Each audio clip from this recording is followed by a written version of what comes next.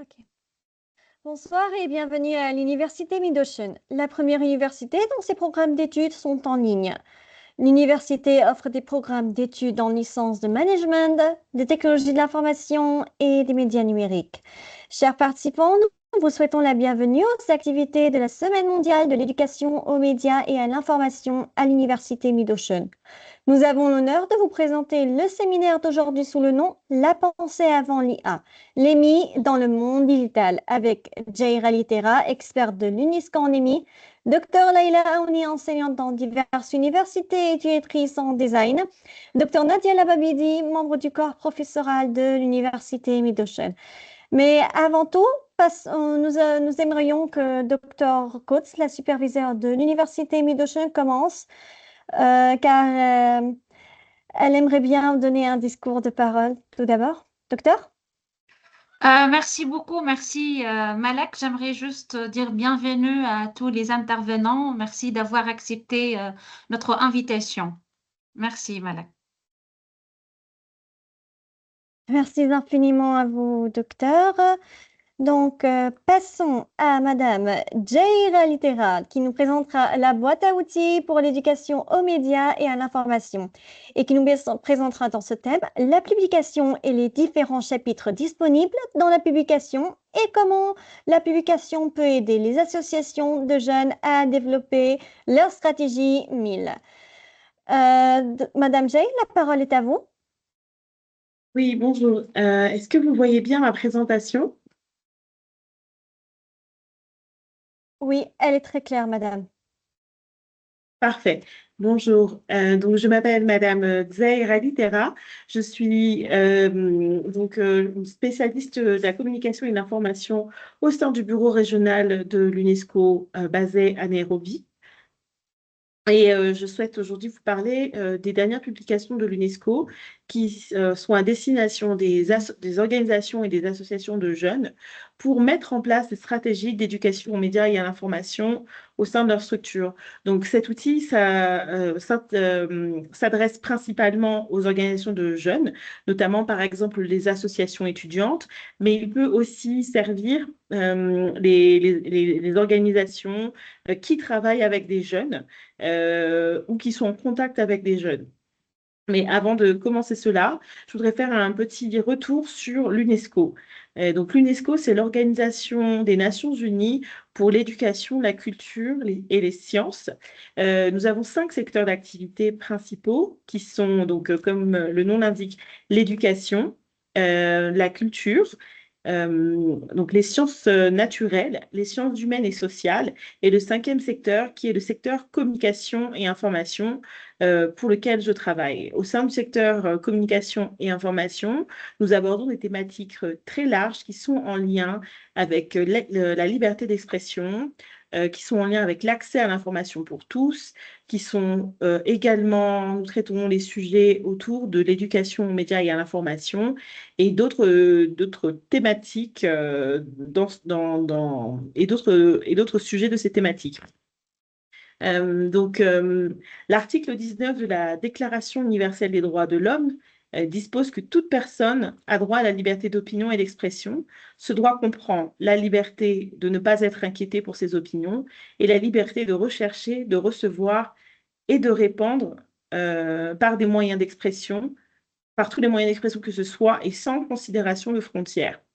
L'éducation aux médias et à l'information dote les citoyens de toutes les compétences qui soient nécessaires pour développer l'esprit critique, la capacité de comprendre l'information pour le bien public, la capacité d'aborder de manière critique l'information, de comprendre les médias et les outils de communication, et également les outils numériques pour participer au développement durable et la capacité de rechercher et de jouir pleinement des avantages et des droits fondamentaux des droits de l'homme. Donc c'est pour cela que nous considérons au niveau de l'UNESCO et au niveau du système des Nations Unies que l'éducation aux médias et à l'information est un bien public et c'est ce qui motive toutes les activités que l'UNESCO fait dans ce domaine. Et donc comme dit tout à l'heure, nous sommes actuellement en pleine célébration de la Semaine internationale pour l'éducation aux médias et à l'information. C'est une semaine qui a été mise en place par l'UNESCO et qui est célébrée au niveau mondial. Cette année, les célébrations ont eu lieu à Carthagène. Et nous avons pu voir aussi beaucoup d'événements se produire partout à travers le monde. Donc là, nous sommes également réunis aujourd'hui pour l'un de ces événements organisés par Mid-Océan, que nous remercions beaucoup pour l'invitation et pour le soutien dont ils font preuve auprès de l'UNESCO. Merci beaucoup, Mid-Ocean University. Pour continuer cette présentation, je voulais vous partager quelques chiffres et données clés, et notamment que 56% des utilisateurs d'Internet utilisent fréquemment les réseaux sociaux. Je ne sais pas si on a la capacité de poser des questions au public pour savoir un peu combien d'entre vous utilisent les réseaux sociaux pour se tenir informés. Mais si jamais il est possible, euh, vous pouvez réagir avec des cœurs ou des emojis. Et donc, les 2 tiers des créateurs de contenu aussi, dans une des dernières publications de l'UNESCO, nous avons découvert que 2 tiers des créateurs de contenu ne vérifient pas systématiquement les informations avant de les partager et que 85% des citoyens sont inquiets de l'impact de la désinformation en ligne. Donc, ce sont des chiffres qui ont fait que nous avons souhaité développer plusieurs publications à destination des jeunes, mais aussi des universités et de toutes les parties concernées pour éduquer aux médias et à l'information. Concernant nos activités et nos actions pour la jeunesse, donc nous avons développé un outil qui s'appelle Voyage au sein du multiverse, donc en anglais Journey Through the Multiverse. C'est une publication qui est sortie fin mars de cette année et elle s'inscrit vraiment à une époque où les interactions numériques dominent absolument toutes nos actions. Les jeunes doivent être dotés de plus en plus que de simples compétences de base en matière de compréhension numérique. Et c'est là qu'intervient l'éducation aux médias et à l'information. C'est devenu une vraie compétence essentielle qui nous permet de naviguer de manière critique, donc comme je le disais tout à l'heure. Et cette boîte à outils sert de ressource principale pour aider les organisations à intégrer l'éducation aux médias et à l'information dans leur stratégie, dans leur politique et dans leurs opérations. Donc, il y a plusieurs éléments au sein de ce document qui vont pouvoir vous être utiles. Et moi, de mon côté, je serais intéressée de savoir s'il y a des associations d'étudiants au sein de Mid-Ocean University qui souhaiteraient utiliser cet outil après la présentation. Donc, je serais assez heureuse d'avoir plus d'informations par rapport à ça. Et donc, par rapport à cette boîte à outils, elle a été conçue vraiment pour aider les jeunes et les associations de jeunesse à lutter contre les discours de haine et la désinformation, tout en protégeant la liberté d'expression, en se basant sur les standards internationaux. Et ça nous permet également de promouvoir la création de contenus éthiques et de favoriser la consolidation de la paix en ligne. Donc, c'est un outil qui est très intéressant et j'espère vous parlera pour que vous puissiez implémenter les solutions qui sont à l'intérieur. Alors, concrètement, comment fonctionne ce guide? Donc, il y a plusieurs étapes à l'intérieur du guide. Il est divisé en 5 parties. Le tout premier se nomme Voyage à travers le multiverse. Donc, on a après une introduction avant le départ, une explication pas à pas, puis on a plusieurs idées qui sont partagées avec les lecteurs pour qu'ils puissent pour qu'ils puissent s'inspirer de ce qui a été déjà fait et pour qu'ils puissent aussi trouver des solutions qui sont propres à leur contexte spécifique. Et enfin, on propose 4 graphiques pour mettre en application l'éducation aux médias et à l'information au sein des organisations de jeunesse. Chaque chapitre, les bénéficiaires se lancent dans une aventure et il y a 9 missions à réaliser sur des thèmes très spécifiques qui vont vous permettre en fait d'équiper votre vaisseau spatial. Votre vaisseau spatial, du coup, s'associe à votre association. Et c'est vraiment sur ce ton ludique que nous souhaitons communiquer. Donc, cette section est conçue pour permettre à l'organisation d'effectuer des vérifications de la conscience de soi. Donc, c'est-à-dire quel est votre objectif, quelle est votre vision en tant qu'association, où est-ce que vous souhaitez aller et comment les idées de ce voyage s'aligneront avec votre chemin vers des principes qui sont cohérents de l'éducation aux médias et à l'information. Euh, donc, après le guide pas à pas, euh, c'est un guide qui voit étape par étape comment inclure chacune des thématiques de l'éducation aux médias et à l'information qui ont été identifiées par l'UNESCO à travers des modèles faciles à utiliser pour votre organisation afin de rédiger des politiques et d'élaborer des stratégies pour intégrer efficacement les compétences, les principes et les pratiques de l'ENI. Donc, ça, c'est une dimension qui est très intéressante et surtout très pratique, puisque vous allez avoir des exercices, des quiz et aussi des remises en question par rapport à la dynamique de votre organisation. Donc, je vais passer à la slide suivante. Donc, je vous parlais tout à l'heure des 9 thématiques que l'UNESCO a identifiées comme étant fondamentales quand on parle de stratégie et de politique d'éducation aux médias et à l'information. Donc, le document est conçu à travers ces 9 missions à accomplir. Il y a beaucoup d'exercices, des astuces, des conseils. Et je vais vous en partager tout à l'heure. Mais donc, la première thématique, c'est l'accès à l'information. Donc, on a appelé cette thématique Galaxy of Access to Information en anglais. Et elle va vous permettre de vraiment comprendre ce qu'est l'accès à l'information, quels sont les standards internationaux et comment cela peut s'appliquer dans votre contexte local. La deuxième mission concerne la liberté d'expression pour vraiment comprendre et définir ce qu'est la liberté d'expression et pour pouvoir éviter les pièges qui sont liés à elle et pour pouvoir vraiment appliquer la liberté d'expression, notamment grâce aux standards internationaux et pour aussi contextualiser ce que ça peut englober dans vos contextes spécifiques.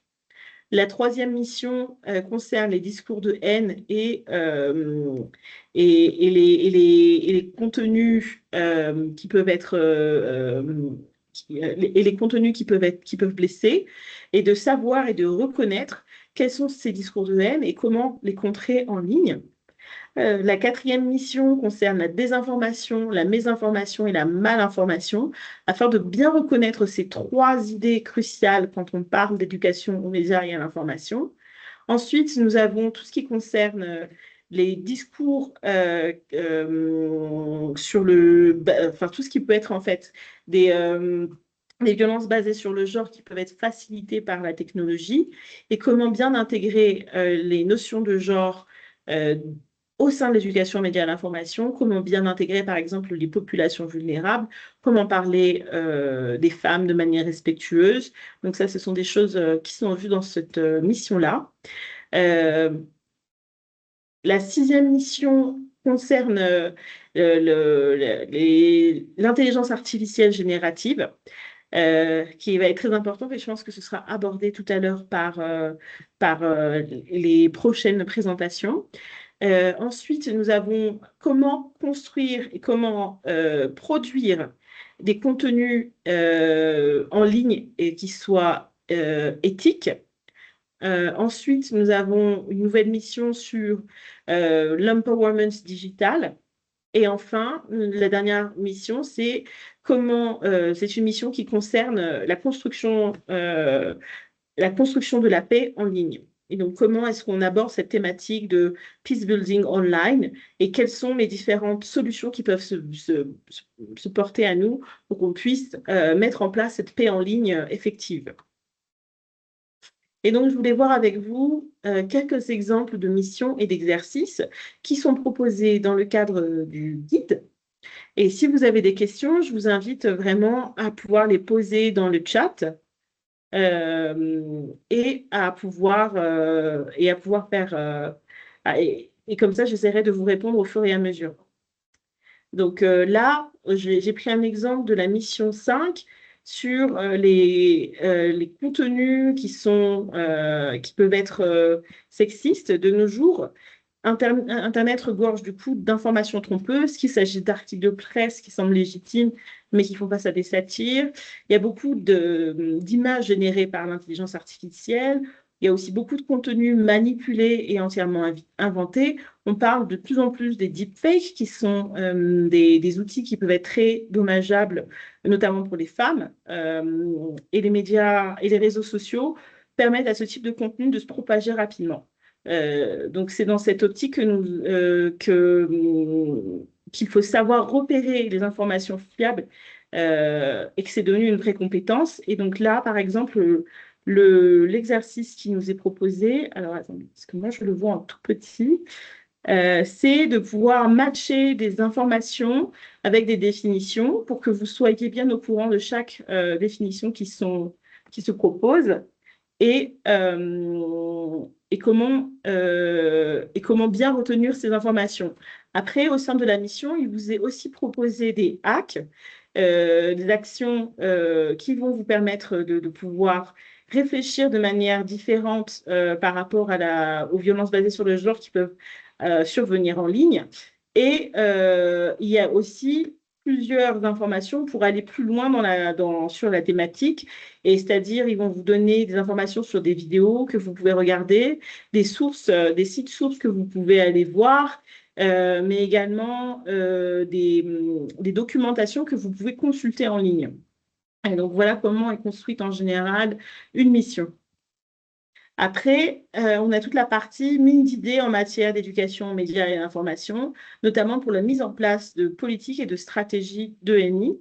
Et donc, il y a plusieurs actions qui vous sont proposées, des petits jeux pour pouvoir vous aider à trouver de l'inspiration et à mettre en place des choses qui correspondent vraiment au contexte de votre environnement, de votre pays, de votre localité. Donc, parce que ce qui est vraiment important là, c'est de comprendre les idées générales de l'éducation média et l'information, mais de surtout pouvoir les contextualiser par rapport à la région du monde où vous êtes. Donc voilà. Et après, il y a la mise en application de l'ENI. Et donc, il y a 4 graphiques qui vous sont proposés pour pouvoir vous aider à construire cette stratégie d'éducation aux médias et à l'information. La première, c'est ce qu'on appelle un policy template qui va vous permettre du coup de voir quelle est votre vision, quelles sont les définitions que vous voulez donner, vous, par rapport à l'éducation aux médias et à l'information. Je ne sais pas si c'est très clair parce que ça m'a l'air un petit peu flou, moi, de mon côté. Donc, j'espère que vous arrivez quand même à voir et à lire les différentes images qu'il y a dessus. Mais globalement, en fait, il y a beaucoup d'informations qui peuvent être remplies. Et l'idée, c'est de remplir chaque case avec les informations qui correspondent à votre association. La deuxième feuille concerne les stratégies, donc comment construire une stratégie. Ça se base aussi beaucoup sur ce qui peut être fait dans, par exemple, les stratégies d'entreprise ou de start-up.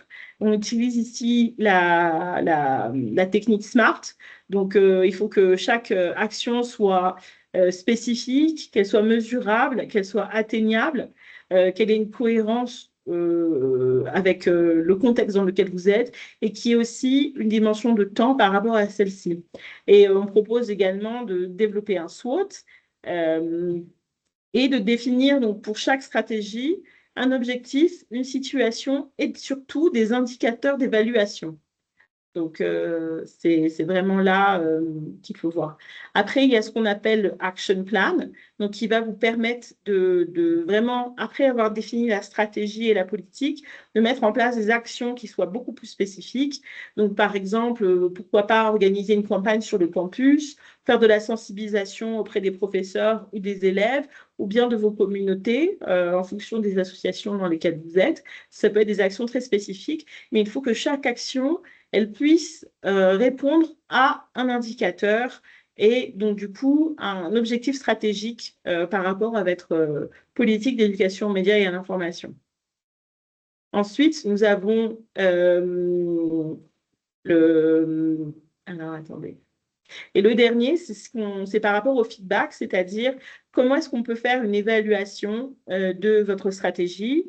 Est-ce que vous avez atteint les indicateurs? Qu'est-ce qui a fonctionné? Et aussi, qu'est-ce qui n'a pas fonctionné et qui aurait pu être fait différemment en fonction de votre contexte ou de vos résultats? Et donc là, c'est vraiment à faire à la fin, peut-être quand on se donne, vous pouvez par exemple créer une stratégie d'éducation aux médias sur 6 mois, faire une évaluation et puis après, à travers cette évaluation, mettre en place une nouvelle stratégie d'évaluation aux médias et une nouvelle stratégie d'éducation aux médias et à l'information par rapport à ce que vous avez déjà pu mettre en place les 6 premiers mois et ainsi de suite pour toujours avoir une stratégie qui soit cohérente avec votre vision. Donc, globalement, voilà comment le kit fonctionne. Il a été développé afin d'être aussi partageable et très ludique. Donc, il y a beaucoup de jeux à l'intérieur que vous pouvez reproduire, dont vous pouvez vous inspirer à la fois pour votre propre organisation, mais aussi si vous souhaitez faire comprendre les notions d'éducation média à l'information à vos publics, vous pouvez tout à fait réutiliser donc, le matériel qui a été fait et produit par l'UNESCO. Après, pour aller plus loin, donc moi je voulais aussi vous proposer, en tout cas vous parler de MOOC que l'UNESCO organise par rapport à l'éducation aux médias et à l'information. Il y en a 2 que vous pouvez suivre, qui sont disponibles sur le site internet de l'UNESCO. L'un concerne la désinformation climatique et comment faire pour naviguer dans un environnement ou la désinformation, ou dans un environnement où il y a de la désinformation climatique. Et le deuxième, qui date de 2024, mais que vous pouvez quand même suivre sur les plateformes, concerne la liberté d'expression, l'intelligence artificielle et les élections. Et je pense que ça peut être pertinent aujourd'hui, par exemple, pour bien comprendre comment les intelligences artificielles et la liberté d'expression fonctionnent et pour pouvoir vous permettre d'aller plus loin dans vos recherches par rapport à l'IA aujourd'hui. Donc voilà, c'était ma présentation. J'espère que vous avez pu bien comprendre les différentes dynamiques. Vous n'arrivez pas à lire Zoom? Pardon. Quel est le problème avec le Zoom? Non, non, c'est pas le Zoom, c'est juste que la photo que vous venez de présenter n'était pas visible. Ah mince, pardon. D'accord. Bon, j'espère que de toute façon, je pourrais vous partager le PowerPoint si jamais il y a des questions ou des commentaires par rapport à cela. Et aujourd'hui, donc, le dernier mot que je voulais faire par rapport à cette présentation, c'est que la responsabilité de créer un environnement numérique équitable n'est pas l'apanage d'un seul groupe, ça nécessite vraiment une action collective de la part de toutes les parties prenantes. Les gouvernements, les plateformes de médias, les réseaux sociaux, les journalistes, les créateurs de contenu, également les défenseurs des droits humains, les éducateurs et tous les citoyens en général. Et on inclut parmi eux la jeunesse et les organisations de jeunes. C'est pourquoi nous avons développé cet outil qui va vous permettre de mettre en œuvre des actions concrètes, locales, et surtout des actions qui soient contextualisées avec votre environnement. Et donc, l'UNESCO se tient à vos côtés pour développer ces outils et aussi pour collecter des informations si vous souhaitez partager avec nous les activités que vous allez mettre en œuvre, les initiatives que vous allez développer concernant l'éducation aux médias et à l'information. Donc, nous avons tous un rôle à jouer dans le façonnement de l'écosystème de l'information numérique d'aujourd'hui et j'espère que cela va vous persuader de mettre en place des activités. Merci beaucoup pour votre attention. Merci infiniment à vous, Madame Jay, pour votre présentation. Donc, passons maintenant à Dr. Leila Aouni, qui nous présentera l'IA en design graphique, créer, apprendre et critique, et qui nous présentera dans ce thème l'IA comme outil créatif en design graphique, l'IA comme partenaire pédagogique, comment développer l'esprit critique et la responsabilité des futurs designers. La parole est à vous, Dr. Leila. Merci beaucoup. Merci d'abord de la présentation de tout à l'heure par rapport aux défis que l'IA nous met devant nous pour toute cet enseignement de l'IA et de tout ce qui va avec par rapport à la pédagogie, à l'enseignement et dans mon domaine, c'est la création. Et merci aussi de me permettre de participer à la Semaine mondiale de l'éducation aux médias et à l'information, Minds over IA, que je remercie aussi et particulièrement l'Université Mid-Ocean qui m'a proposé de faire ce petit séminaire que j'espère, autant que faire se peut, de le faire dans les temps, vu que je vais partager aussi un petit exercice éducatif.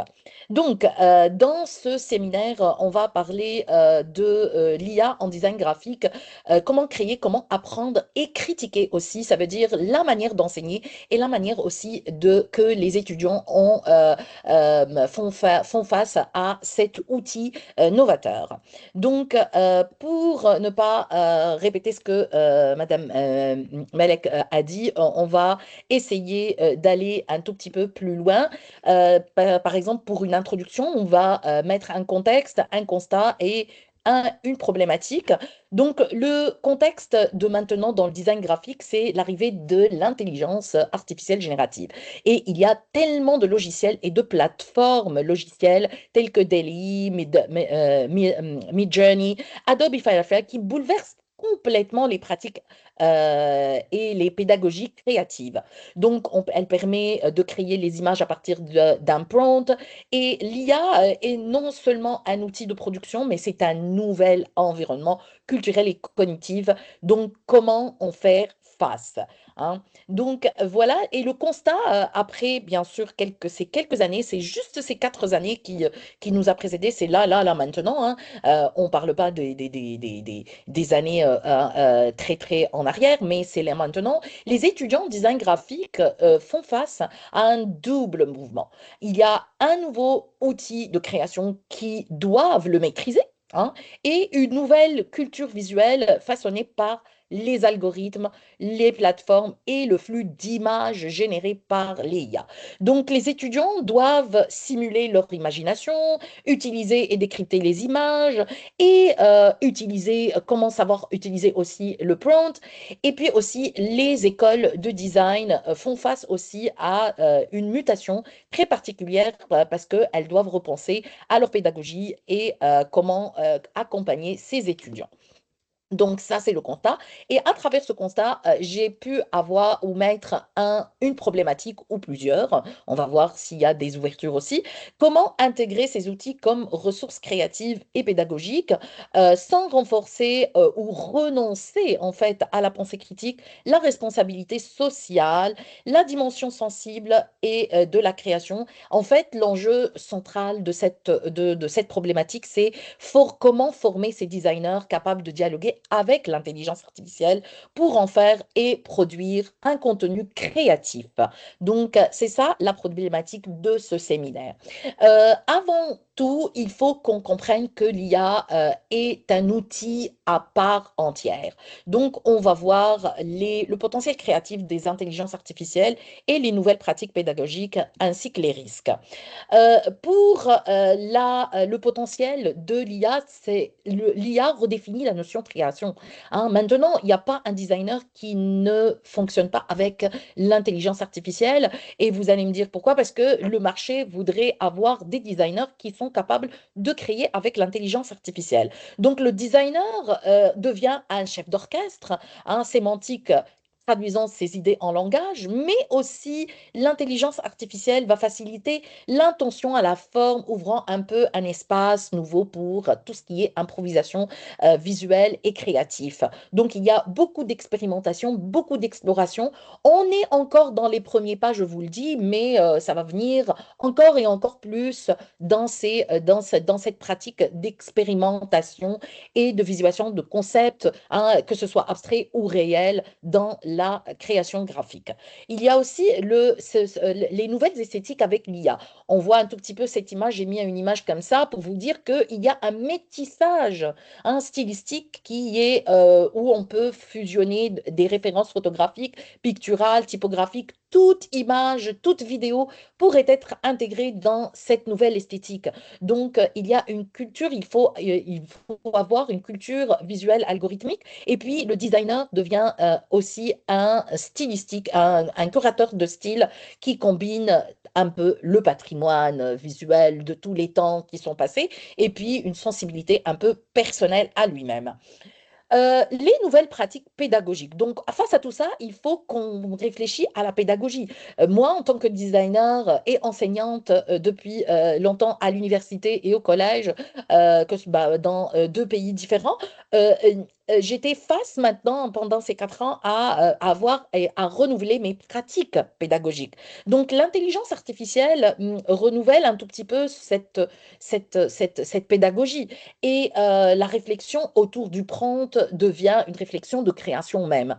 Donc, l'objectif ici, dans ces pratiques nouvelles avec l'intelligence artificielle, c'est de former des créateurs réfléchis, capables d'utiliser cette machine ou ce logiciel ou cette plateforme, le logiciel, sans s'y soumettre. Donc, comment faire? Et là, on intègre aussi l'intelligence artificielle dans des processus créatifs, ce qui est un peu difficile parce qu'on touche au sensible, on touche à plusieurs idées créatrices. Donc là, les étudiants peuvent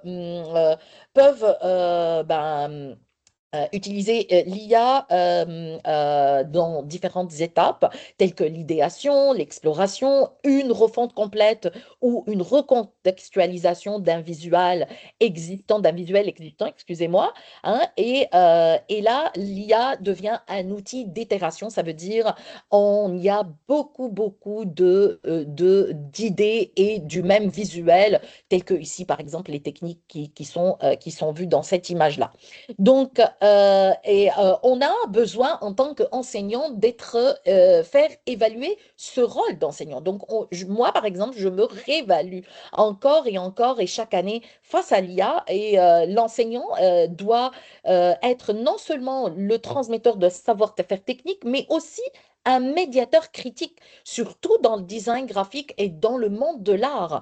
Donc, on doit être, moi-même, par exemple, je dois guider les étudiants dans la formulation des prompts efficaces avec une manière éthique. Tout à l'heure, l'intervenante avant moi a parlé d'éthique et ça, c'est très, très important. L'analyse des billets et des esthétiques produites et la mise en perspective culturelle et symbolique des images. Mon rôle ici, c'est d'accompagner et dans l'expérimentation et le développement de ce visuel. Donc, on voit aussi des formats nouveaux de pédagogie. Moi-même, je suis en train de voir des workshops interdisciplinaires. Ça veut dire que l'ingénieur peut s'inviter à mon cours. Et moi aussi, je peux aller chez l'ingénieur, etc. Donc, l'IA générative et l'utilisation de ces IA donnent des exercices de storytelling visuel, des projets de collaboration entre plusieurs enseignants ensemble. Moi, j'ai vu que beaucoup d'entre nous, en tout cas dans le collège La Salle, et on intègre cette collaboration, les critiques d'images générées comme outils d'analyse visuelle. Donc, on est dans un laboratoire hybride entre création, recherche, réflexion critique. Donc, c'est super intéressant. Mais il y a des risques. Alors, les risques, c'est normal, on est face à un nouveau outil, donc perte de compétences parfois. Il faut faire vraiment attention pour les étudiants. On leur dit toujours, il ne faut pas être dans une paresse intellectuelle. Il faut pas, aussi, il y a un risque de biaiser les algorithmes, donner des recommandations de concepts biaisés avec des résultats non inclusifs. Uniformisation des designs, quand on met un seul, on peut avoir plusieurs images, mais on va avoir le même visuel, tout le monde a le même visuel, alors qu'on doit être unique dans le design et dans l'art. Hein. Et une menace aussi qu'on voit pendant les emplois, mais avec quelques suppressions de postes de graphistes dans la production, mais cela n'empêche pas l'autre parce qu'il y a d'autres postes qui se sont créés juste après. Donc, le soutien, donc l'IA est non seulement un outil pédagogique, un outil à part entière de création artistique et design, mais il est aussi un partenaire pédagogique. Et c'est ça qui est important de l'intégrer en tant que partenaire pédagogique. Donc, en tant qu'enseignant, le soutien à l'apprenant est important. Donc, l'IA peut devenir un outil d'accompagnement personnalisé. L'IA aussi favorise un apprentissage actif parce que l'étudiant teste, reformule, apprend, etc. Et l'IA aussi peut agir comme tuteur virtuel dans certains cas. Mais l'IA, elle aide, oui, mais elle ne remplace pas l'enseignant parce que l'enseignant, l'IA ne pas être, elle n'a pas d'intuition créative. La création, c'est una cosa mentale et ça veut dire quelque chose de mental, quelque chose comme a dit Léonard de Vinci, mais c'est aussi quelque chose de humain. Elle ne comprend pas, l'IA ne comprend pas les intentions émotionnelles alors que nous, dans le design graphique, on fonctionne avec tout ce qui est intention créative et émotionnelle, et elle ne peut pas contextualiser la pertinence d'une image dans un cadre social, culturel. Cela dépend de la culture et de la société d'où l'image est faite. Et pour cela, je pourrais vous donner un petit exemple que j'ai mis en place avec mes étudiants, parce que moi, j'essaye des choses autant que faire se peut et tout le temps, vu que ça part dans tous les sens, dans l'exponentiel, cette intelligence artificielle dans le domaine de l'art. Donc, on va voir un atelier de création visuelle, analyse d'images, etc. Mais je vous explique un tout petit peu l'exercice, c'est créer son avatar. J'ai utilisé un petit exercice que j'ai mis pour les étudiants, c'est créer son avatar en utilisant l'IA avec Adobe Firefly. Hein, ok, parce que nous, on utilise surtout la suite Adobe. Donc, la mise en situation, c'est créer son avatar pour un portfolio. Hein, c'est normal que les designers ont besoin de leur portfolio.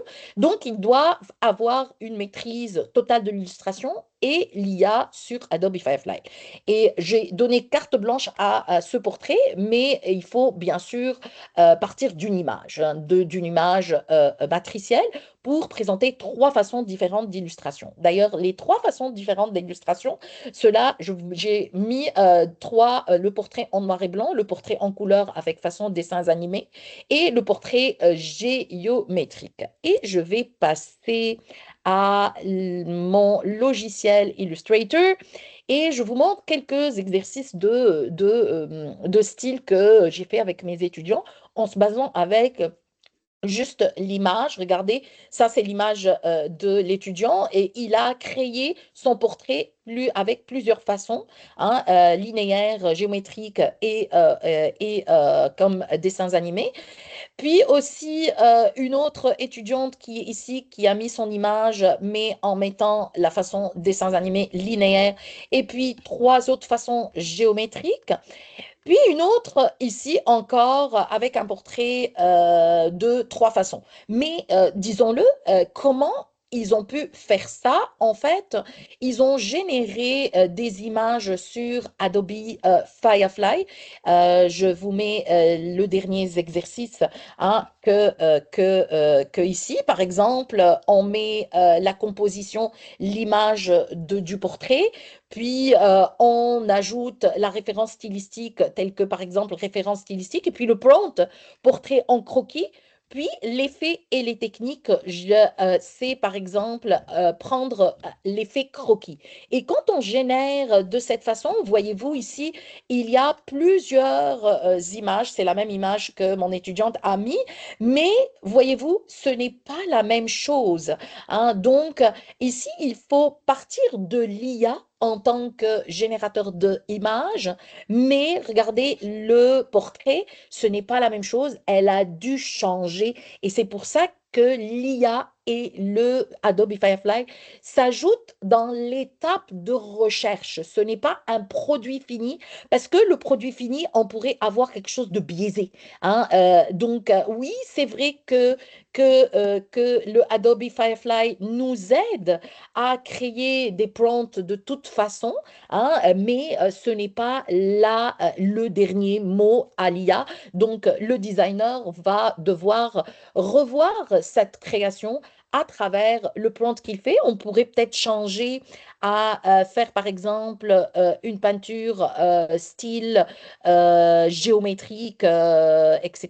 Donc, par exemple, effet géométrique, hein, sous l'eau, etc. Donc, on peut générer tellement de thèmes, hein, pour en faire plusieurs façons. Par exemple, art vectoriel, on va essayer de utiliser cette partie. Vous allez voir que c'est toujours, il faut derrière une critique de l'image. Donc, il faut être vigilant par rapport à ça. Il ne faut pas mettre tout ce qu'il y a dans l'intelligence artificielle. C'est un outil super intéressant qui réduit le temps, mais qui ne donne pas ce qu'il faut. Donc, l'intervention de l'humain est extrêmement rentable. Regardez, un autre état, mais cela va de soi que mon étudiante a essayé de refaire à sa manière. Elle a mis toutes ces images et elle a essayé de façonner. OK? Donc, c'est ça l'importance de l'IA et aussi l'importance de l'humain, hein, et sa version, son interprétation.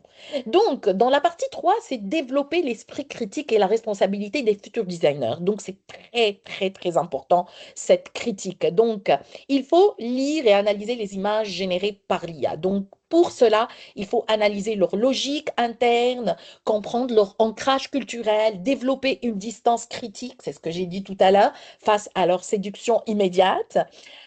Il faut avoir une éthique et une responsabilité parce que la responsabilité, c'est une boussole pour s'orienter un tout petit peu et elle permet aux futurs designers de agir avec lucidité, produire des images justes, assumer pleinement leur rôle social et culturel. En fait, dans mon cas à moi, il faut former des créateurs conscients des pouvoirs, des images et être conscient des pouvoirs et être capable de mobiliser l'intelligence artificielle pour servir le sens et non l'inverse. Former aussi des créateurs autonomes. Donc, le futur designer, on a, nous, en tant qu'enseignants, dans cette phase et dans cette ère de l'IA, le futur designer doit être créatif dans l'usage de l'IA, critique face à ses limites, responsable dans ses voies et former nous, en tant qu'enseignants, former des créateurs libres et conscients capables de collaborer avec la machine sans perdre leur voix, leur regard, ni leur humanité. Et pour ça, je conclus avec une petite synthèse, c'est que l'IA est à la fois un accélérateur de créativité. On a vu que le temps de la création à travers l'exercice que je vous ai montré, le temps de l'exercice s'est rétréci. Hein, c'est vraiment rétréci et ça c'est vraiment important. Au lieu de mettre une semaine, ah ben, on met une seule seconde. Hein, ça c'est magnifique. Un outil pédagogique, elle favorise l'exploration, l'autonomie et l'apprentissage actif. Donc là, c'est important, cette révolution créative et pédagogique. Le message clé, ou plutôt les messages clés qu'on devrait faire pour former des designers créatifs et lucides et responsables, donc créatifs, lucides et responsables. Donc l'enseignement doit se transmettre non seulement par un savoir-faire technique, mais aussi une culture et une critique propre de cette machine elle-même. Et puis, l'ouverture aussi pour les perspectives, pour le design de demain, c'est que le designer de demain doit articuler le langage de l'image et de la technologie, et il faut qu'il défende une création sensible et humaine et responsable. D'ailleurs, les nouveaux métiers et compétences qu'on pourrait avoir, c'est qu'il y a un prompt designer, un curatif visuel, data storyteller, designer éthique, médiateur homme-machine. Pourquoi pas? Et d'ailleurs, on est en train d'essayer, dans mon domaine en tout cas, de design graphique. En tant que conclusion générale, l'IA ne signifie pas pour le design que la fin du design. Hein. J'en ai vu plein des critiques par rapport à la notion de design. C'est fini, la mort de l'art, la mort du design. Bah non, non, non, non, non. Pas du tout. Rassurez-vous, le début d'une nouvelle ère créative. C'est juste qu'il faut être conscient de ces impacts, de ces défis, et puis améliorer notre conscience créative et aussi notre éthique. Donc, ce n'est pas une menace, c'est une opportunité de repenser la création. Hein. L'enseignement aussi doit s'adapter et le rôle aussi du designer. La création avec l'IA, on doit y aller et penser, et le designer ne doit pas s'y soumettre aveuglement, il doit repenser ses créations, penser et agir avec une éthique et une imagination, et puis rester humain surtout dans un monde où l'image s'automatise. Donc le design est un métier qui est très très important, hein, et humain. Je pense que c'est tout ce que j'ai dit tout à l'heure. Moi, si j'ai le temps, j'aimerais bien vous montrer une seule vidéo de ce qu'on peut faire en design graphique avec tout ce qui se passe avec l'intelligence artificielle. C'est 2 minutes. J'espère que ça vous plaira. Et c'est ça ma fin.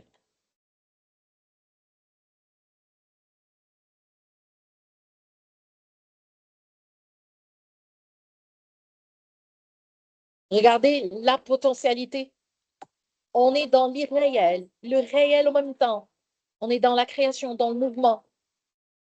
On est tout en même temps. Tout ça, c'est généré par un prompt, généré par l'IA.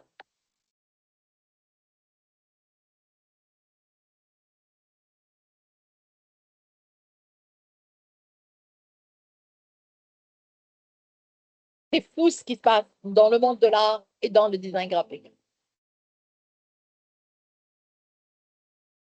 Il y en a beaucoup sur YouTube. Vous pouvez voir ce qui se passe.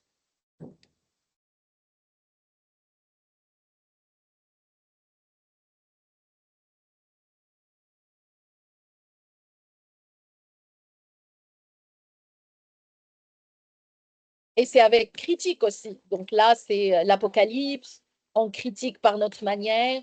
Donc ces créateurs avec l'intelligence artificielle ont essayé de critiquer leur monde, hein, à travers cette intelligence artificielle, avec toute la beauté et l'esthétique qu'il y a.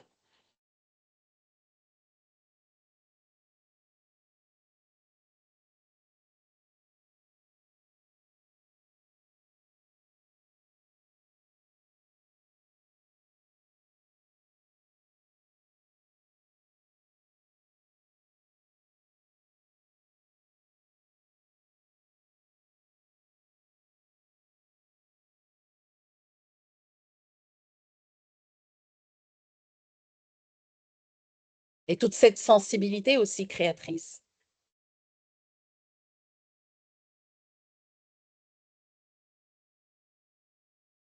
Merci beaucoup. Merci. J'espère que je vous ai enseigné quelque chose de nouveau, quelque chose qui vous donne des critiques et repenser l'art avec l'intelligence artificielle en tant qu'humain et aussi maîtriser la technique pour les futurs designers. Merci beaucoup. Merci infiniment à vous, docteur, pour tous vos efforts. Nous allons passer maintenant à Dr Nadia Lababidi qui nous présentera l'éthique et responsabilité dans l'usage de l'IA médiatique. Dans ce thème, Dr Nadia nous présentera les usages de l'IA, les enjeux éthiques de l'IA, la responsabilité et contrôle de l'IA et enfin vers une IA responsable. Tout cela avec Dr Nadia Lababidi. Dr Nadia, la parole est à vous.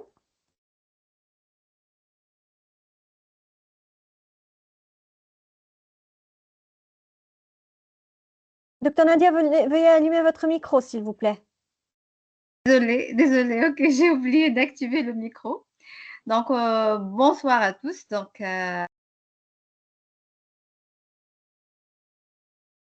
Docteur, veuillez réactiver, s'il vous plaît.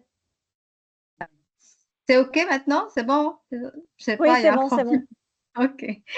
Donc, je répète, bonsoir à tous. Je remercie tout le monde, précisément Madame Laila et Madame Jay pour leur présentation.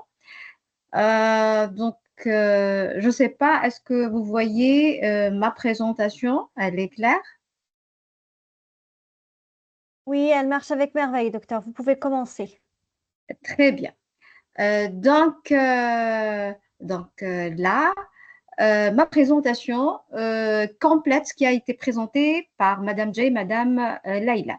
Donc, je vais présenter donc, un sujet au cours d'actualité qui est l'éthique et la responsabilité dans l'usage de l'intelligence artificielle médiatique. Donc, l'IA, comme on le dit, c'est une révolution qui interroge la morale.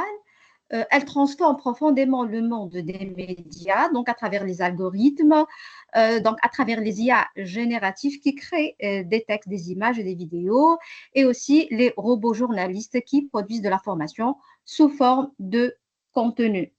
Donc, l'intelligence artificielle s'invite désormais partout, donc dans nos téléphones, nos recherches Internet, nos plateformes de vidéos, mais aussi dans les rédactions journalistiques et les entreprises médiatiques.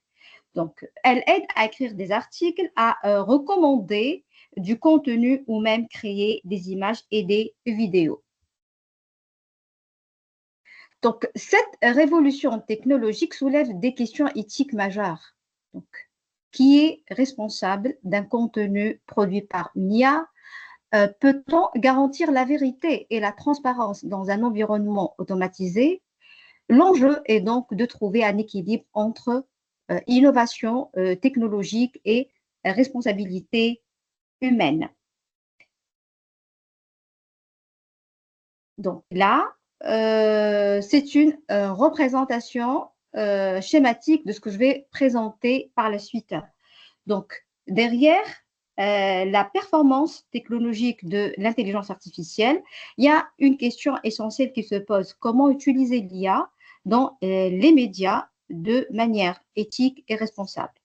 Donc là, on va se focaliser sur 4 axes essentiels, à savoir quels sont les principaux usages de l'IA dans les médias, les enjeux éthiques qu'elle soulève, les questions de la responsabilité et du contrôle de l'IA, bien sûr, et enfin, les pistes pour aller vers une IA responsable.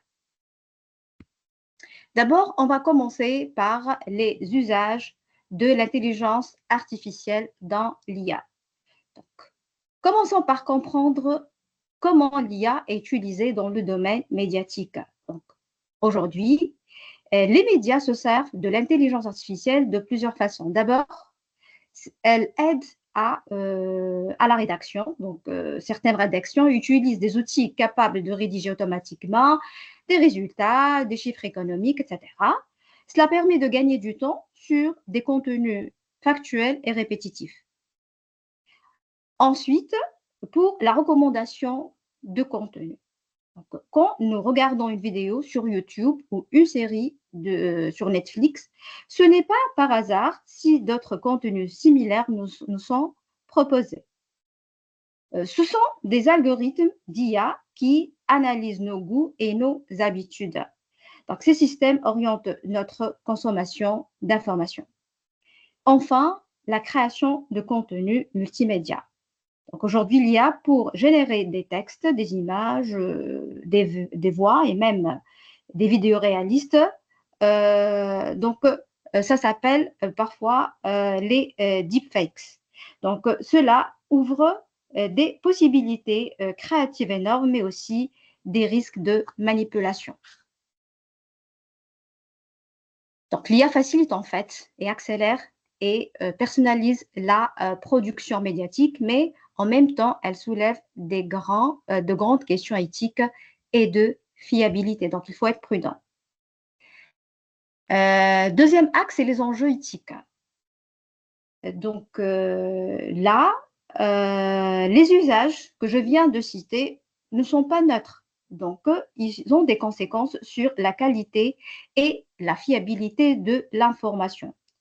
Parlons des principaux enjeux éthiques, à savoir la véracité et la fiabilité de l'information. Donc, quand un texte ou une image est produit par une machine, il devient parfois difficile de distinguer le vrai du faux.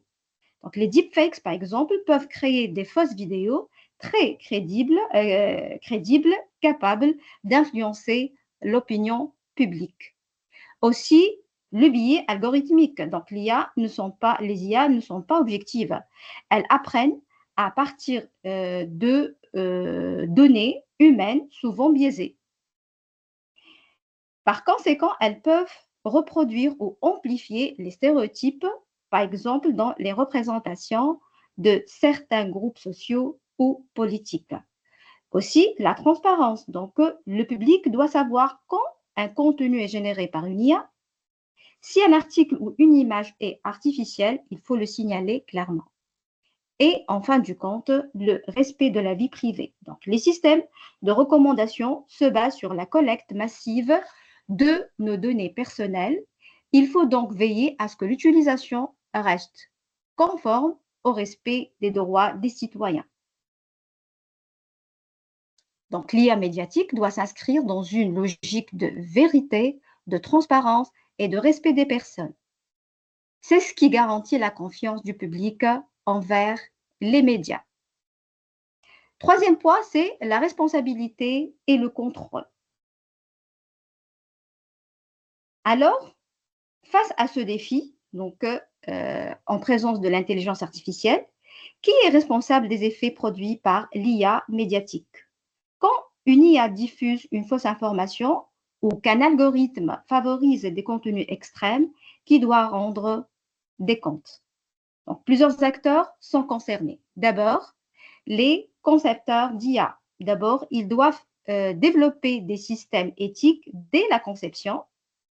On parle d'ethics by design. Aussi, les médias et les entreprises, donc qui décident comment utiliser ces outils et doivent assumer leurs choix éditoriaux. Aussi, les régulateurs et les États qui ont la mission de poser un cadre légal pour bien orienter l'utilisation de l'IA. Et ensuite, les journalistes eux-mêmes qui restent garants de la vérification de l'information. Mais au centre de tout cela, il y a une idée fondamentale. L'humain doit toujours garder le contrôle. Même si l'IA assiste, recommande ou crée, la validation finale doit revenir à une personne humaine. Enfin, le dernier axe, c'est une orientation vers l'IA responsable. Donc, comment aller vers un usage plus éthique et plus responsable de l'IA médiatique? Donc, voici quelques pistes concrètes. D'abord, il faut élaborer des chartes éthiques. Donc, de plus en plus, il y a des codes de conduite pour cadrer l'usage de l'IA. Ces chartes précisent les limites, les obligations de transparence et les principes à respecter. Donc, il faut qu'il y ait un guide, une charte qui guide et oriente l'utilisation de l'IA. Former les journalistes et les professionnels des médias. Donc, il est essentiel qu'ils comprennent le fonctionnement de l'IA, ses avantages et ses risques. Une IA bien comprise et une IA mieux maîtrisée. Aussi, assurer la transparence des algorithmes. Le public a le droit de savoir comment les contenus sont classés, recommandés ou générés. Cela permet de maintenir la confiance et d'éviter les manipulations. Aussi, promouvoir une gouvernance partagée. L'éthique de l'IA ne peut pas être laissée aux seules entreprises technologiques. Il doit impliquer les journalistes, les chercheurs, les citoyens et les institutions publiques. Donc, l'IA doit rester un outil au service de l'humain et non l'inverse. Elle doit renforcer la mission du journaliste. Donc, il faut informer, éclairer et non manipuler.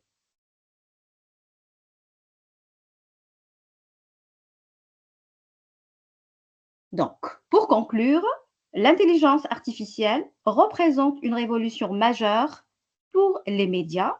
Elle offre des opportunités incroyables, mais aussi des risques tout aussi grands.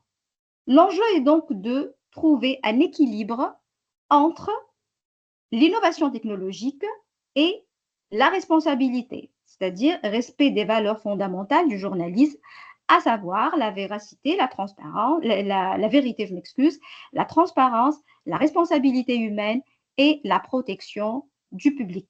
Donc, l'IA doit être utilisée pour améliorer la qualité de l'information, non pour la déformer. Elle doit servir la vérité et la démocratie et non les intérêts économiques ou publics. L'éthique n'est pas un frein à la technologie. Au contraire, c'est ce qui permet à la technologie d'être humaine, utile et digne de confiance.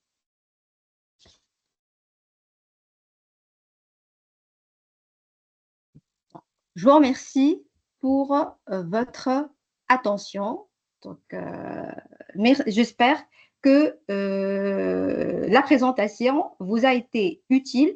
Donc, je me suis basée sur l'éthique et la responsabilité parce que une IA qui est mal utilisée, elle peut, comment dirais-je, déformer l'information et ça ne va pas aider l'évolution dans tout ce qui est médiatique.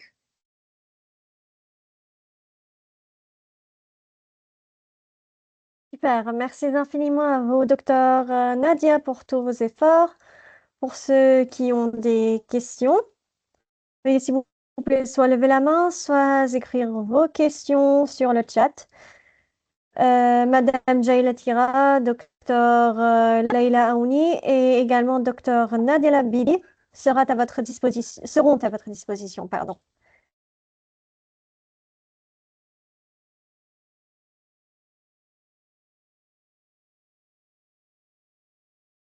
N'hésitez pas tout le monde, c'est une occasion.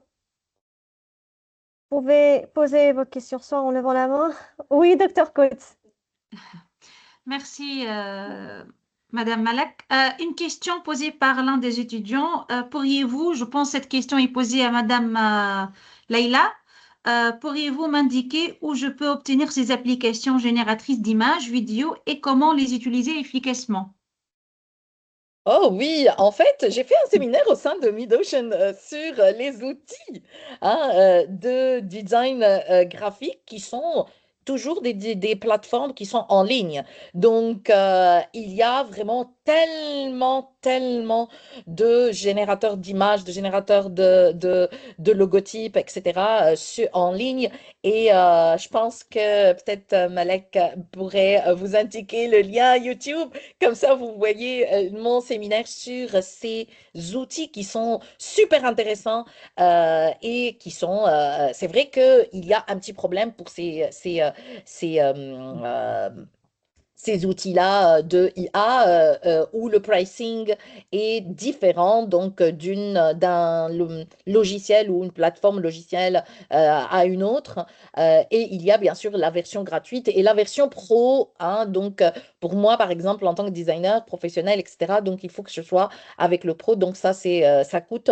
Hein, donc il y a un coût à mettre, mais il y a aussi beaucoup d'entre eux qui sont gratuits. Hein, qui sont en ligne et que vous pouvez tester. Donc, je vous invite à le voir parce que sinon, il y en a tellement, je ne peux pas même pas les citer. Il y a Midjourney, il y a Delay, il y a Chroma, il y a aussi Adobe Firefly, etc. Donc, il y en a beaucoup. Juste, Il y en a beaucoup. docteur, si vous pouvez juste donner un seul exemple, même si on veut voir le site web ou bien n'importe pour que l'étudiant Alors, puisse essayer. oui, je pourrais partager tout de suite hein, avec vous un petit exemple sur Adobe Firefly. Hein. Donc, Adobe Firefly, il est là. C'est à travers la plateforme qui est la plateforme Adobe. Vous pouvez, bon, j'en ai toute la panoplie parce que moi, je travaille avec tout ça. Adobe Firefly, vous pétez Adobe Firefly et vous pouvez aller et chercher hein, le Adobe Firefly, mais cela dépend, est-ce qu'il y a la version gratuite ou la version avec du coût, ça veut dire que vous devez l'acheter et là, vous pouvez le télécharger tout simplement et puis voir avec le prompt et voir aussi quelques tutoriels sur YouTube. Voilà. Merci beaucoup, Dr. Laila. Une question pour Madame J. Madame J, est-ce que vous pensez qu'à l'école ou à l'université, on devrait nous apprendre comment préparer, comment repérer une fake news ou c'est juste une question de logique personnelle? C'est une très À bonne votre... question. C'est une très Oui, bonne question. Je pense que ça va au-delà de la logique personnelle, parce que par exemple, au sein de l'UNESCO et avec nos partenaires, on forme des journalistes à reconnaître ce qu'on appelle donc la désinformation, la mésinformation et la malinformation, et surtout à faire du fact-checking. Et donc, je pense qu'on est tous sujets à être vulnérables face à ce type d'informations, surtout en ligne. Et je pense que on est d'autant plus vulnérable quand on pense qu'on sait déjà. Donc, il faut toujours faire attention et ça va au-delà de la bonne, enfin ça va au-delà de la bonne compréhension ou autre. C'est vraiment une dynamique et comment dire, des bonnes habitudes à prendre et à appliquer constamment dès qu'on est en face d'une information parce qu'on n'est jamais à l'abri en fait de se faire tromper par des campagnes de désinformation, de mésinformation ou de malinformation.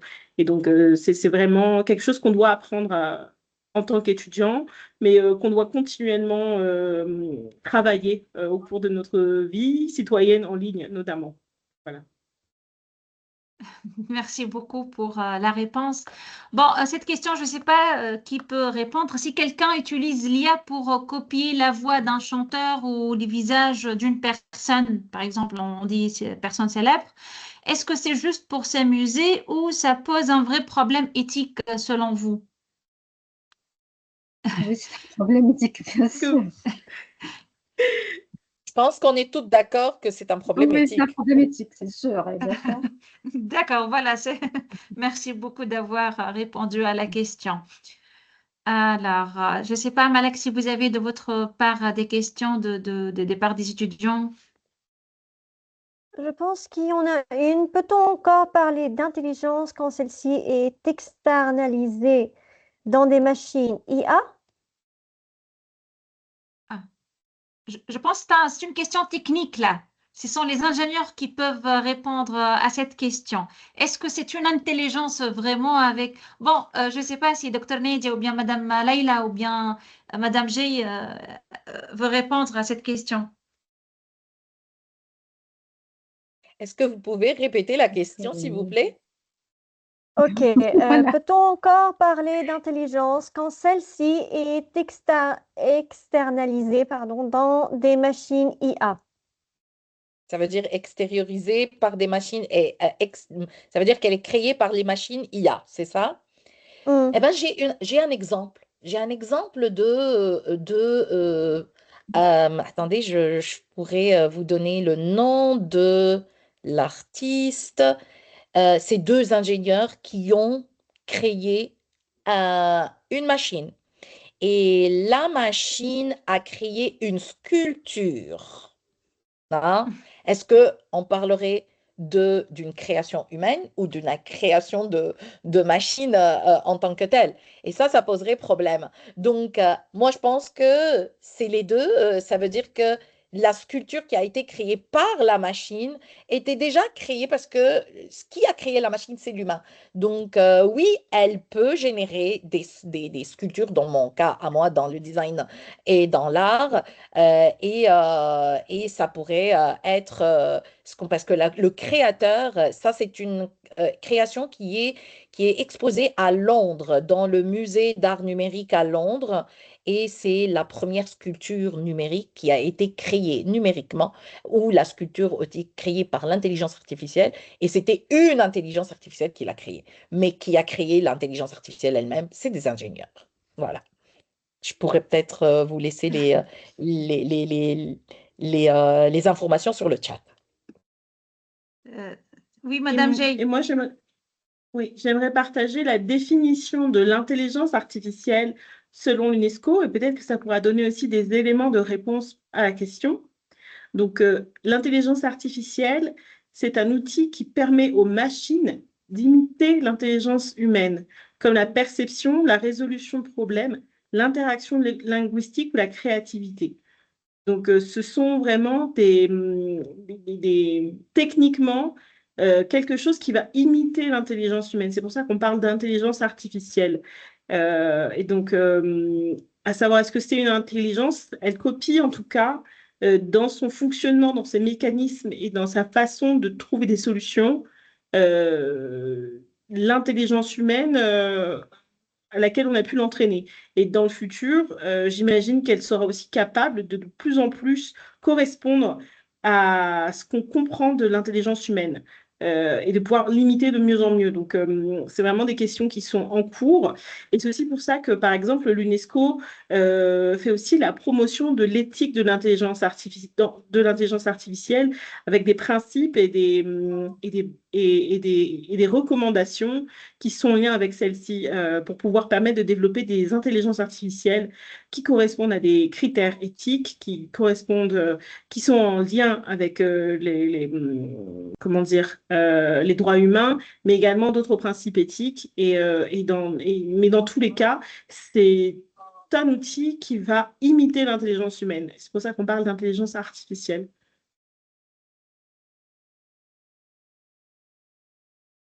Très bien, merci beaucoup, Madame Jay, pour cette réponse. Je ne sais pas s'il y a des autres questions, donc n'hésitez pas à poser vos questions, soit sur le chat, soit sur les groupes même d'étudiants.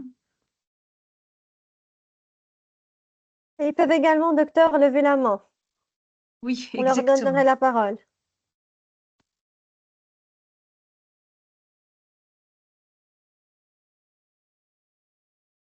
Ok. Donc, je pense qu'il n'y a pas de questions et que tout le monde a très très bien compris. لو ممكن يسألوا بالعربي ملك وإحنا نترجم، إذا في طلاب يريدون المشاركة باللغة العربية إحنا ممكن نترجم السؤال والإجابة. اوكي. لكل شخص عنده سؤال فيه يسأله يا إما بخانة الشات أو يرفع إيده ونترجم إن شاء الله للمحاضرين.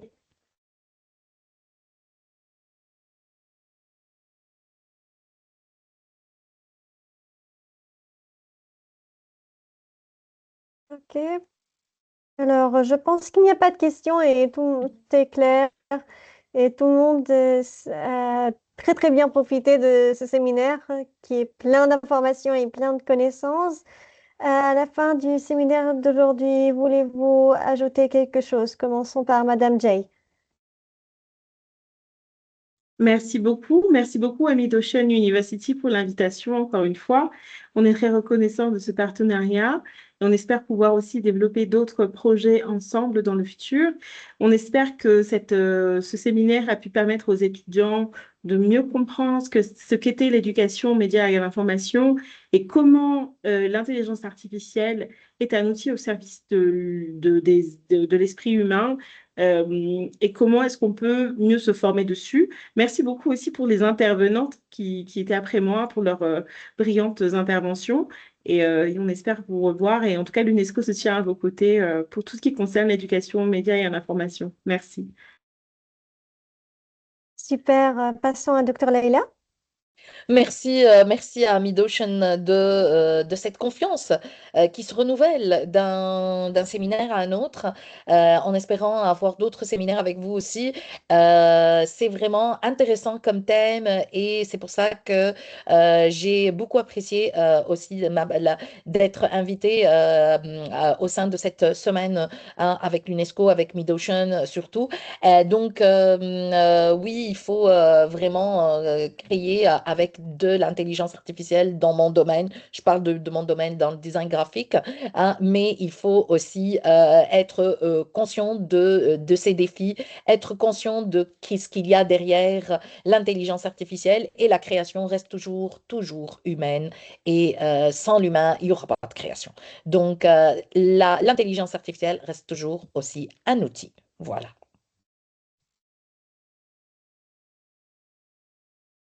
Merci à vous, Dr. Leila. On va terminer avec Dr. Nadia. Ok, merci. Donc, je remercie tout le monde encore une fois pour ce débat enrichissant. Juste un conseil pour les étudiants. Donc, l'IA, donc là, est là. Donc, on est obligé de l'utiliser. Donc, pour être à la page, donc on est obligé d'utiliser cette technologie qui évolue de jour en jour. L'essentiel, c'est de savoir l'utiliser. J'ai constaté, lorsque j'affecte des travaux, surtout des exposés à mes étudiants, je sens parfois qu'ils sont manipulés par les outils, surtout de l'IA générative. Donc, parfois, je sens qu'ils sont manipulés. Donc là, il faut savoir utiliser les outils et prendre ce qui est nécessaire. Pourquoi? Parce que si on va se baser sur l'IA générative tout le temps, donc il y a l'effort de réflexion, de synthèse qui va être négligé. Donc là, c'est comme si la machine va remplacer l'être humain en quelque sorte. Donc, elle ne peut pas le remplacer. Mais je parle lorsqu'on fait de la recherche, de l'enseignement, de l'éducation de manière générale. Donc, c'est bien d'utiliser l'IA parce qu'elle nous facilite la tâche. Mais il faut toujours s'assurer de la fiabilité de l'information. Parce que dans le chat GPT, par exemple, parfois, il y a des résultats qui ne sont pas vraiment corrects à 100%. C'est bien, ça aide, ça oriente, ça facilite. Mais il faut l'utiliser tout le temps et il faut parfois faire notre recherche. Il faut collecter les documents, faire la synthèse, savoir tirer l'essentiel des documents. Si ces compétences seront, autrement dit, marginalisées en utilisant les outils de l'IA générative, donc ils auront du mal par la suite d'être autonomes et d'être indépendants. Donc, c'est bien de les utiliser, mais de façon limitée. Donc, c'est bon l'utilisation de ces outils, mais je vois qu'il y a un danger, surtout pour les jeunes qui ne savent pas les utiliser de façon mesurée. Donc, juste faites attention en utilisant ces outils. C'est tout ce que je peux dire, mais personnellement, j'utilise les outils de l'IA générative, donc je ne peux pas m'en passer. Donc, ça facilite. Mais j'ai passé, avant l'émergence de les outils de l'IA, j'ai passé beaucoup de temps à faire des recherches de façon classique, etc. Donc, j'ai fait cet apprentissage déjà. Mais pour les jeunes qui vont se plonger directement dans l'utilisation de ces outils-là, donc ils ont déjà, comment dirais, sauté une étape. Donc, il faut utiliser avec modération, tout simplement. Sinon, j'espère que ce séminaire a été très enrichissant et nous avons des informations aux étudiants donc c'était très utile. Donc merci et à la prochaine, Inch'Allah. Merci infiniment à vous, docteur Nadia. Et bien sûr, on ne va pas partir sans avoir écouté à ce que la superviseure a à dire. J'ai tout dit, vraiment, merci énormément pour tous les participants. Moi, je pense que les étudiants ont utilisé l'IA pour poser leurs questions. Alors là, c'était des questions intelligentes, comme elle a dit, Madame G. Donc, je pense que l'on a utilisé l'IA pour poser les questions. Mais finalement, voilà, merci pour tout le monde qui ont participé, les étudiants. Merci, شكرا جزيلا لكل الطلاب الذين شاركوا اليوم الندوة. Merci beaucoup à vous, chers intervenants, et merci à vous, Malak, en finale. Merci infiniment à vous tous pour tous vos efforts. Merci aux participants pour avoir participé au séminaire d'aujourd'hui. Attention tout le monde, nous avons un certificat de participation. Veuillez s'il vous plaît vous inscrire via le lien envoyé sur le chat. Pas d'inscription, pas de certificat de participation. Vous pouvez également suivre les dernières actualités concernant les séminaires, formations, ateliers, concours et l'inscription au programme d'études de l'université via le compte officiel de l'université sur Facebook, le groupe WhatsApp des activités étudiants ou encore le site web. Merci à vous tous. Nous vous verrons dans nos prochaines activités, que ce soit séminaires, formations, ateliers ou concours. Nous vous souhaitons une excellente soirée. Au revoir. Merci beaucoup. Au revoir. Bye. Bonne soirée. Merci Au revoir. beaucoup. Au revoir. Au revoir. Au revoir.